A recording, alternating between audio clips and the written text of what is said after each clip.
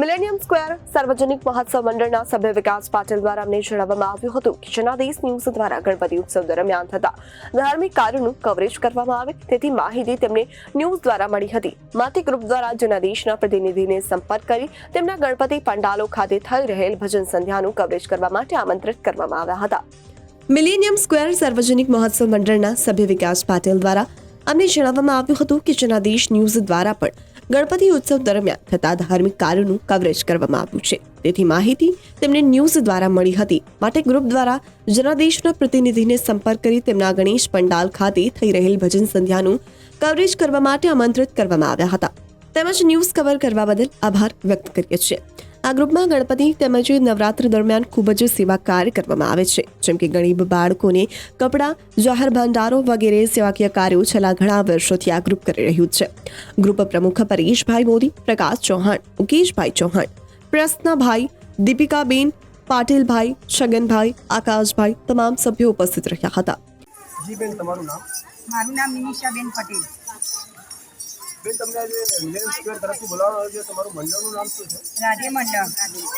બેન, તમારા મંડળ વિશે અમને કંઈ માહિતી આપશો જનાદેશ ન્યૂઝની? અમારું મંડળ બહુ સારું છે। અમારા લોકોના જે સાથ સહકાર છે પણ એ બધું બહુ સારું છે અને અમારું મંડળ હમણાં જ ચાલુ થયું છે પણ બધાનો સાથ સહકાર બહુ જ સારું છે અને અમને આ રાધે મંડળમાં બહુ જ ગમે છે અને આવું જ રાધે મંડળ કાયમી માટે ચાલુ રહે એવી જ અમારી આશા। અમારું મંડળ 6 મહિના જેટલો ટાઈમ થયો પણ એટલું સારું છે કે અમે અમારા પ્રવેશામાં પણ અમે ભજન કર્યા એની બહાર તો અમે 10 જેવા વાઇક બહાર કરી આવ્યા અને બધાને એવો પ્રોત્સાહન મળ્યું કે બેન ભજનમાં મજા આવી।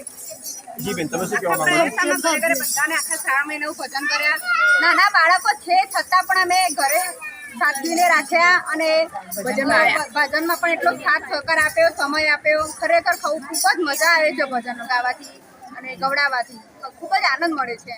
બસ અમારું રાધે મંડળ આમ નામ ચાલ્યા કરે અને સરસ બધું મોટું એમ એનું પ્રોત્સાહન મળે। અમારું મંડળ ટૂંક સમયમાંથી ચાલુ થયેલું છે। અમે નાના છોકરાઓ મૂકીને 1 મહિનેથી આ ભજનમાં જ લાગેલા છે।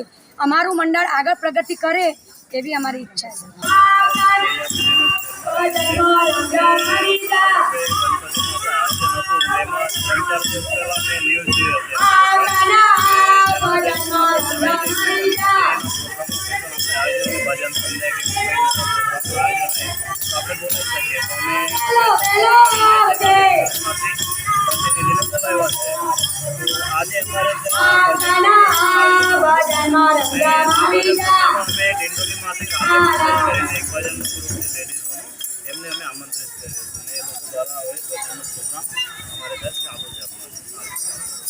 જી વિકાસભાઈ, આપણે તમારે ત્યાં જે ગણપતિનો જે પ્રસંગ હોય છે એમાં તમે મને સાંભળો છો કે અલગ અલગ પ્રસંગમાં તમે અલગ અલગ પ્રકારની એક્ટિવિટી કરો છો જેમ કે ગરીબ લોકોને ભોજન કરો છો અથવા તમે ગરીબ બાળકોને કપડાનું દાન કરો છો તો આ બધી એક્ટિવિટી તમે કેટલા વર્ષોથી કરો છો?